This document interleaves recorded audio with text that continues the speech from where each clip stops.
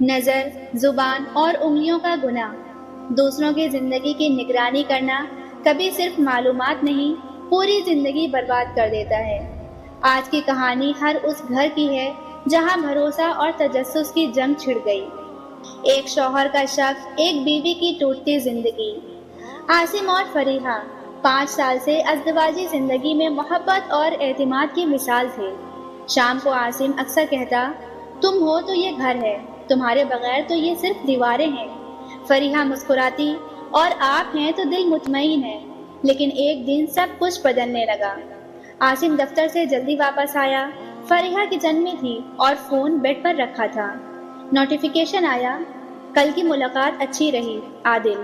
عاصم کا دل ایک لمحے کے لیے دھڑکنا بھول گیا۔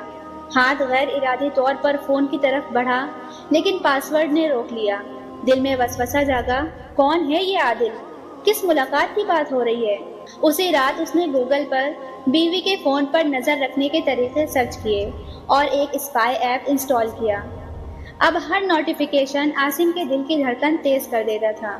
فریحہ امی کے لیے دوا لینے گئی تھی، عاصم دل ہی دل میں، یا شاید کسی اور سے ملنے۔ اس نے اپنی بہن سے بات کی، مجھے لگتا ہے فریحہ کچھ چھپا رہی ہے۔ بہن نے بغیر تحقیق کیے کہا، بھائی، عورت ذات کا کیا بھروسہ، ذرا دیکھ بھال کر چلو۔ فریحہ نے محسوس کیا کہ عاصم بدل گیا ہے۔ وہ چھوٹی باتوں پر الجھنے لگا، ہنسنا کم، غصہ زیادہ کرنے لگا۔ ایک دن فریحہ نے رو کر کہا، کیا ہوا ہے آپ کو؟ پہلے جیسے نہیں رہے۔ عاصم نے طنزیہ مسکراہٹ کے ساتھ کہا، کیا میں پہلے جیسا رہ سکتا ہوں جب میری بیوی ہی ویسی نہ رہے؟ فریحہ کی آنکھوں میں آنسو تھے، لیکن وہ خاموش رہی۔ وقت گزرتا گیا، اعتماد کا قلعہ ریت کی دیوار ثابت ہوا۔ 6 ماہ بعد عاصم نے فریحہ کا فون اپنے سامنے ان لاک کرایا۔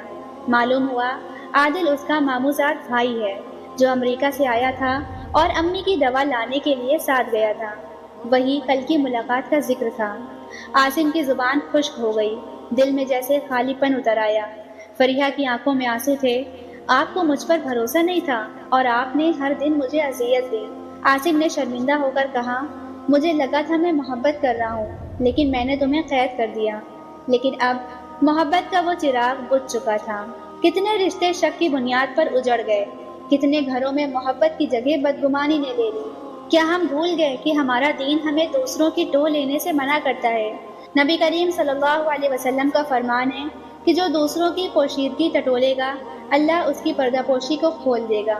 اس لیے رشتوں میں بھروسہ قائم رکھیں، ہر شک پر فوراً فیصلہ نہ کریں، دوسروں کی پرائیویسی کا احترام کریں، اپنی زبان اور انگلیوں کو اللہ کے سامنے جواب دہ سمجھیں۔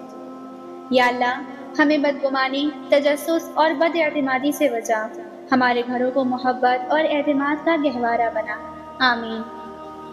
ٹوٹتے رشتے، بکھرتے دل۔ مزید قصوں کے لیے چینل کو سبسکرائب کریں اور بیل آئیکن پریس کریں۔